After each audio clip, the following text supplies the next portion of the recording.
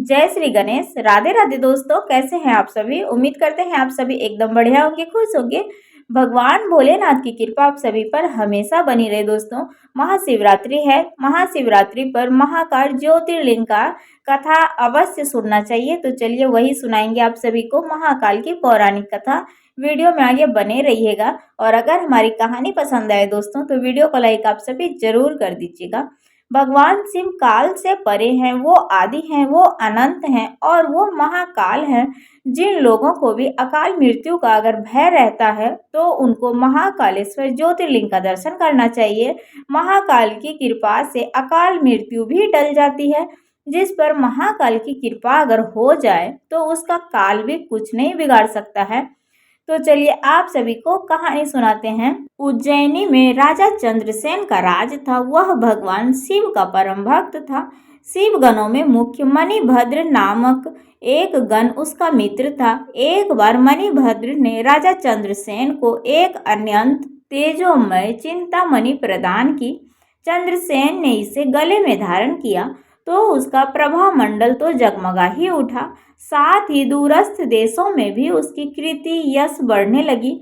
उस मणि को प्राप्त करने के लिए दूसरे राजाओं ने प्रयास आरंभ कर दिए।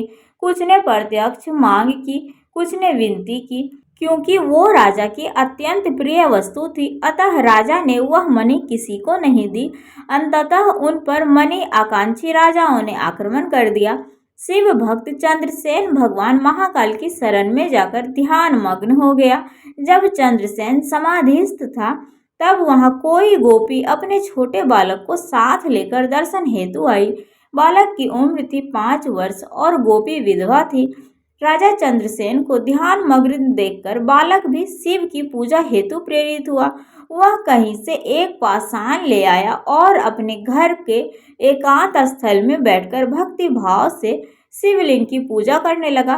कुछ देर पश्चात उसकी माता ने भोजन के लिए उसे बुलाया, किंतु वह आया नहीं।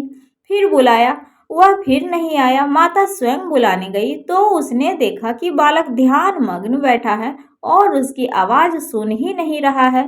तब क्रुद्ध हो माता ने उस बालक को पीटना शुरू कर दिया और समस्त पूजन सामग्री उठाकर फेंक दी। ध्यान से मुक्त होकर बालक चेतना में आया तो उसने अपनी पूजा को नष्ट देखकर उसे बहुत दुख हुआ। अचानक उसकी व्यथा की गहराई से चमत्कार हुआ।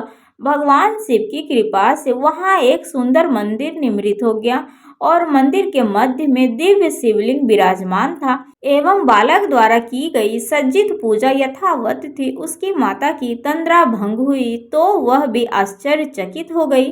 राजा चंद्रसेन को जब शिव जी की अनंत कृपा से घटित इस घटना की जानकारी मिली तो वह भी उस शिव भक्त से मिलने पहुंचा। अन्य राजा जो मणि हेतु युद्ध पर उतारू थे वो भी वहां पहुंचे। सभी ने राजा चंद्रसेन से अपने अपराध के लिए क्षमा मांगी और सब मिलकर भगवान महाकाल की पूजन अर्चन करने लगे। तभी वहां राम भक्त श्री हनुमान जी अवतरित हुए और उन्होंने गोप बालक को अपने गोद में बैठाया और सभी राजाओं को उपस्थित जन समुदाय को संबोधित किया।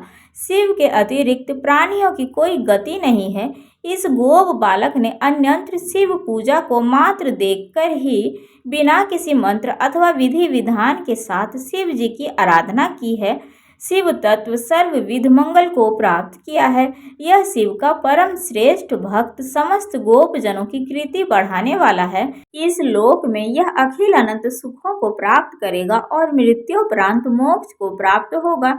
इसी के वंश का 8वां पुरुष महायशस्वी नंद होगा, जिसके पुत्र के रूप में स्वयं नारायण कृष्ण के नाम से प्रतिष्ठित होंगे। कहा जाता है भगवान महाकाल तब से ही उज्जैनी नगरी में स्वयं विराजमान हैं। हमारे ग्रंथों में महाकाल की असीम महिमा का वर्णन हमें मिलता है। महाकाल साक्षात राजाधिराज देवता माने गए हैं और यह उज्जैनी नगरी में विराजमान है।